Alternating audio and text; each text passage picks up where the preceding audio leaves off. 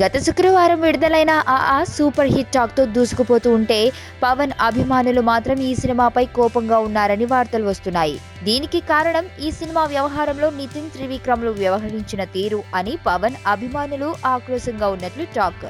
Nitin cinema విడుదల అవుతోంది అంటే పవన్ అభిమానులు ఆ సినిమాలో తమ అభిమాన హీరో పవన్ కళ్యాణ్ గురించి ప్రస్తావనలు చాలా వస్తాయని ఎదురుచూస్తూ ఉంటారు.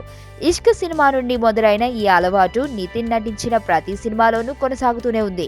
దీనితో ఆ సినిమాలో కూడా పవన్ ప్రస్తావన మరియు పవన్ భజన ఆలోని చాలా సీన్స్ లో ఉంటుందని ఆశపడి ఆ సినిమాకు వెళ్లిన పవన్ వీరాభిమానులు ఆ సినిమాను చూసి షాక్ అయినట్లు టాక్.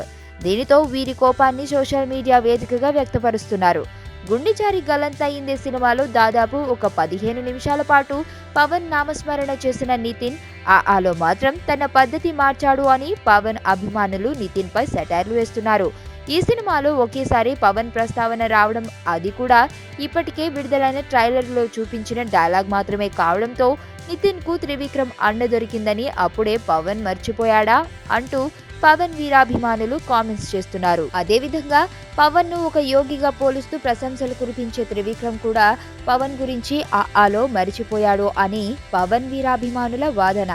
ఈ వాదనలు ఇలా ఉండగా ఆకు వచ్చిన సూపర్ టాక్ తో ఈ సినిమా 40 కోట్ల కలెక్షన్ ను దాటిపోయింది అని వార్తలు వస్తున్న నేపథ్యంలో తెలంగాణ రాష్ట్ర ఆవిర్భావం రోజు నాడు తెలంగాణ సూపర్ స్టార్ గా నితిన్ ఉదయించాడు అంటూ నితిన్ ను ఆకాశంలోకి ఎత్తేస్తూ అతడి అభిమానులు ప్రశంసలు కురిపిస్తున్నారు. ఫస్ట్ టైం చూస్తాన్రా ఇలాంటి అమ్మాయిని. మనసుకు మనసు, జాలికి జాలి. ఏజ్కి ఏజ్.